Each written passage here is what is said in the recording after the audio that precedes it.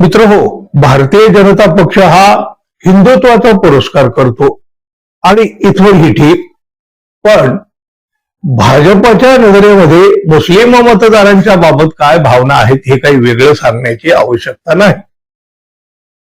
भारतीय जनता पक्षामध्ये किती प्रमाणात मुस्लिम आमदार खासदार आहेत किंवा हा पक्ष किती मुस्लिम उमेदवारांना आपल्या पक्षाची उमेदवारी देतो. मुस्लिम हा काँग्रेस पक्षाचा पारंपरिक मतदार आहे, त्यामुळे मुस्लिम बहुल भागातून भाजपचा उमेदवार निवडून येणं ही अशक्य कोटीतली बाब आहे. आणि यदा कदाचित असं कधी घडलं तर याला चमत्कारही म्हटलं जाईल आणि असा चमत्कार पश्चिम बंगाल विधानसभा निवडणुकीत दिसूनही आलेला आहे. पश्चिम बंगालमध्ये विधानसभा निवडणुकीत भाजपानं 207 जागा जिंकून अगदी अनपेक्षित, धक्कादायक, आश्चर्यकारक अशा पद्धतीचा विजय मिळवला. यातल्या अनेक जागावर भाजपानं अत्यंत कमी मतांच्या फरकाने विजय मिळवलेला आहे. त्यापैकीच एक असलेल्या कोलकाता मधील राजरघाट न्यू टाउन मतदारसंघातील निकालाची आता जोरदार चर्चा सुरू झालेली आहे. इथं तृणमूल काँग्रेसचे उमेदवार तपस चटर्जी हे मतमोजणीच्या शेवटच्या फेरीपूर्वी 316 मतांनी आघाडीवर होते आणि आता अशी फेरी उरलेली होती की शेवटची फेरी ही मुस्लिम बहुल असलेल्या बूथमधली होती. त्यामुळं या बूथच्या मतमोजणीमध्ये भाजपा विरोधी मतांची संख्या अधिक असेल हे सगळ्यांनी गृहीत धरलेलं होतं. पण या शेवटच्या फेरीची मतमोजणी झाली आणि 316 मतांनी पिछाडीवर असलेले भाजपाचे कनोडिया हे 316 मतांनीच विजयी झाले.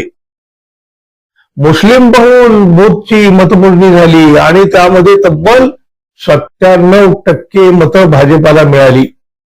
त्यामुळं हे कसं काय घडलं याचं आश्चर्य ज्याच्या त्याच्या चेहऱ्यावर उमटलं आणि मग मतदान यंत्रामध्ये काही गडबड केली असं अनेकांना वाटून गेलं. बूथ क्रमांक 164 ची मतमोजणी नियमित मतमोजणीच्या फेऱ्यामध्ये झाली नाही, ती मतमोजणीच्या शेवटी वेगळी झाली आणि या शेवटच्या 18व्या फेरीची माहिती वेगळी प्रसिद्ध केली गेली. 4 मे रोजी तृणमूल काँग्रेसचे उमेदवार तपस चटर्जी हे 18 फेऱ्यापैकी 17 फेऱ्यामध्ये आघाडीवर होते. 15व्या फेरीपर्यंत त्यांच्याकडे जवळपास 8,000 मतांचं मताधिक्य होतं. त्यानंतर 16 आणि 17व्या फेरीमध्ये भाजपाचे पियुष कनोडिया यांनी मुसंडी मारली. तरी सुद्धा 17व्या फेरी अखेर तृणमूलच्या उमेदवाराकडे 316 मतांची आघाडी होती. दुसऱ्या दिवशी शेवटची 18वी फेरी झाली, त्यामध्ये भाजपचा उमेदवार 316 मतांनीच विजयी घोषित करण्यात आला. शेवटच्या फेरीत जी मतमोजणी झाली तिथं त्या मुस्लिम बहुल बूथवर 656 एवढं मतदान झालं होतं. 656 पैकी 637 म्हणजे 97% मतं भाजपाला मिळाली. लोकसभा निवडणुकीचा विचार केला तर भाजपाला मुस्लिम समुदायातून केवळ 4 ते 7% मतं मिळालेली होती, तर तृणमूल काँग्रेसला मुस्लिमांचं 70 ते 75% मतदान झालं होतं. मात्र मुस्लिम भागामध्ये 97% मतं मुस्लिम मतं भाजपाला मिळाली. 164 बूथच्या मतदार यादीतील एकूण 670 पैकी 591 म्हणजे 88% मतदार मुस्लिम आहेत.